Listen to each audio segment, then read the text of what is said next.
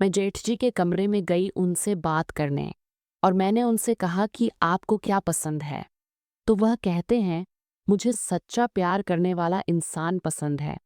तो मैं कहती हूँ, फिर तो आपको। मेरा नाम सिमरन है और मैं अभी अपने ससुराल में नई थी। घर का माहौल, सभी रिश्ते और यहाँ की आदतों को समझना मेरे लिए थोड़ा चुनौतीपूर्ण था।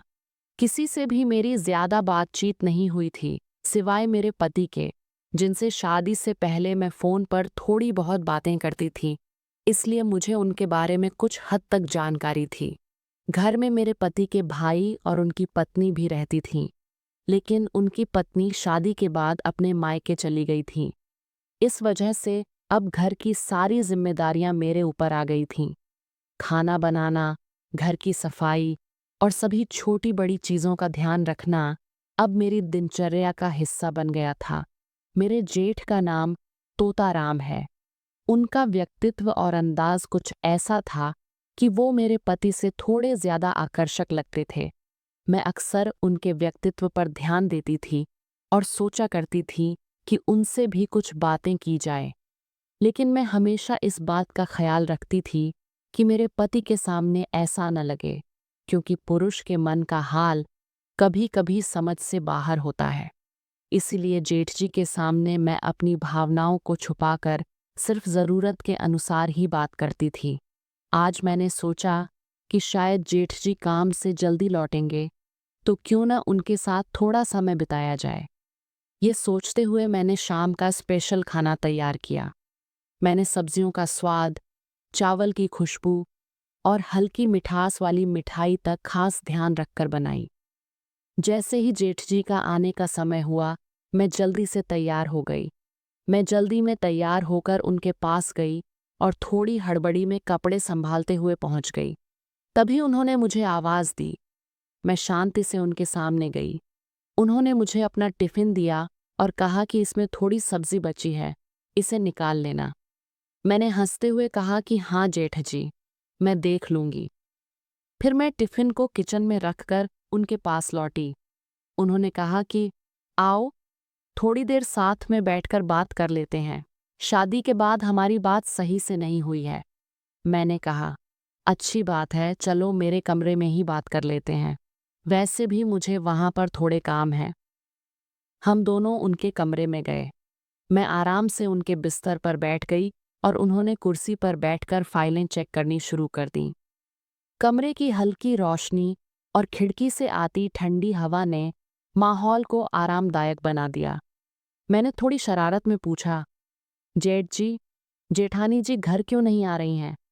उन्होंने कहा कि हमारा थोड़ा झगड़ा चल रहा है, इसलिए वह मुझसे नाराज हैं। मैंने मुस्कुराते हुए कहा, अच्छा, झगड़ा भी करते हैं आप? ऐसा तो नहीं लगता। उन्होंने हंसते हुए कहा, लड़ाई वाला झगड़ा नहीं, प्यार वाला झगड़ा है।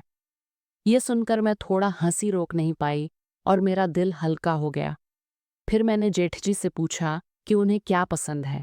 उन्होंने कहा कि वैसे तो सब कुछ पसंद है, लेकिन सच्चा प्यार करने वाला इंसान सबसे अच्छा लगता है। मैंने थोड़ी चंचलता के साथ कहा, जेठानी जी तो आपसे सच्चा प्यार करती है ना? उनके चेहरे पर हल्की मुस्कान आई। फिर हमने बचपन की बातें करना शुरू किया। जेठ जी ने बताया कि मुझे बचपन में लोग प्यार से मिट्ठू टोटा बुलाते थे और यह थोड़ा फनी था, जिससे मुझे कभी कभी गुस्सा आता था, लेकिन अच्छा भी लगता था। तो मैंने कहा कि मुझे प्यार से लोग सिम्मी बुलाते थे। मैंने हंसते हुए कहा, ठीक है, आज से मैं भी तुम्हें यही बुलाऊंगा। मैंने तुरंत कहा, नहीं जेठ जी, ऐसा मत करना, नहीं तो लोग गलत समझेंगे। उन्होंने मुस्कुराते हुए कहा कि मैं मजाक कर रहा था। फिर हमने खाने की पसंद और व्यंजनों के बारे में बातें की। मैंने कहा कि आप जो भी बनाओगे वही सबको पसंद आएगा। इसके बाद थोड़ी शरारत और हंसी मजाक हुई। मैंने कहा, आप भी ना हमेशा हंसी मजाक करते रहते हैं। उन्होंने मुस्कुराकर कहा, अच्छा ठीक है, अब तुम जाओ, नहीं तो तुम्हारे पति आ जाएंगे और अचानक देखकर हैरान हो सकते हैं। मैंने हंसते हुए कहा, हाँ, आप सही कह रहे हैं। फिर मैं कमरे से बाहर निकली और कहा कि मैं आपसे बाद में मिलूंगी। उन्होंने कहा, बिल्कुल, बेझिझक आ जाना। मैं अपने कमरे में आई और सोचने लगी कि जेठ जी कितने अच्छे हैं। उनका स्वभाव, उनकी बातें और उनकी मुस्कान, सब कुछ मेरे मन को बहुत भा गया। आज का समय मेरे लिए बेहद खास और यादगार था।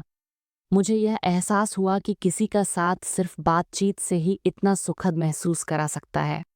तो दोस्तों, यही थी आज की कहानी। अगर आपको यह पसंद आई हो तो अनवी टॉक्स को सब्सक्राइब करना न भूलें और कमेंट्स में अपनी राय ज़रूर साझा करें।